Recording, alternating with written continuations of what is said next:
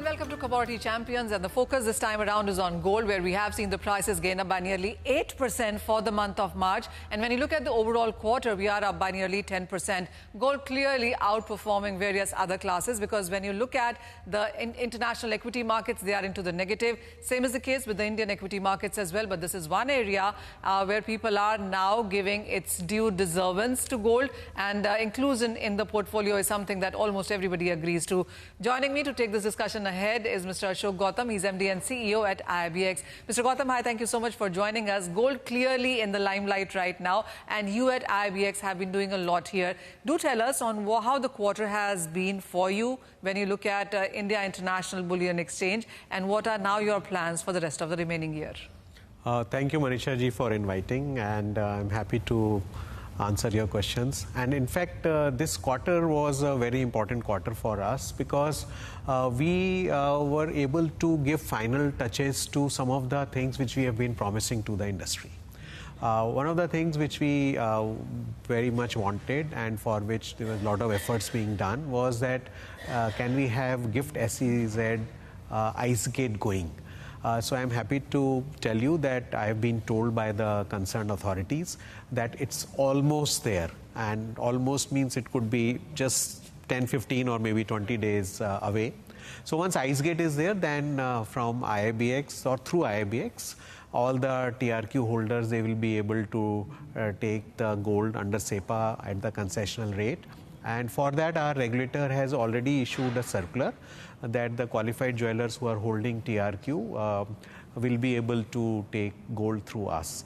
And we have also enabled certain checks there so that the TRQ holders who are coming under this special window, they will be able to take gold only up to the limit which is given in the TRQ and up to the validity which is stated in that TRQ. Second point is that we have been telling you all that we want to shorten the delivery time. And as we told you on 11th October, we became we became the first exchange globally where we could deliver the gold same day of the trading, physical gold delivery. We want to shorten it further, and I'm happy to tell you that all technical testing has been done. And we should be able to launch it again within the next 7 days or so. That is, after the trade, within 30 minutes, we'll be able to settle the bullion depository receipt. So the process of, exchange starts at 9, it continues up to 5:30. So first clearing settlement will happen at 9:30, then at 10. So even if you have done a trade at 9:29, the trade will settle in 1 minute. If you have done a trade at 9:01, it will settle in 29 minutes.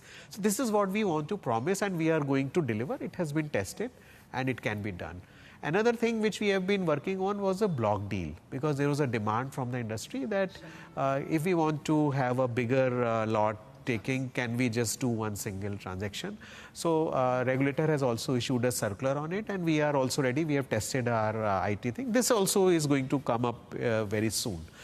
So with this, and further through ICE gate, what else will happen? So we spoke about TRQ. Another thing which we believe which will happen, and on that something is very, it's almost done, is that for the exporters of jewelry, we are very keen that the jewelry export should increase, and for that, can we provide the gold to the jewelry manufacturers for export at a very reasonable, fair price. We understand that a lot of small exporters, they are not able to get a good price, or the pricing for smaller value they are not able to get. Through exchange, I am happy to tell you, they will be able to price even 1 kg, if need be probably 100 grams also, though it would not make any economic sense.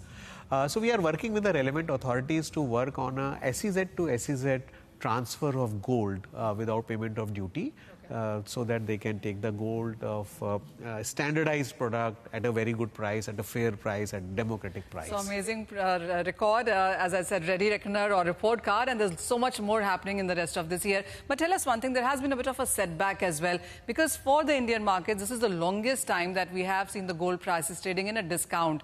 And it has been as high as $50, $60 at some point in time in November, December as well. Currently also trading at around $30. That doesn't augur so well for you.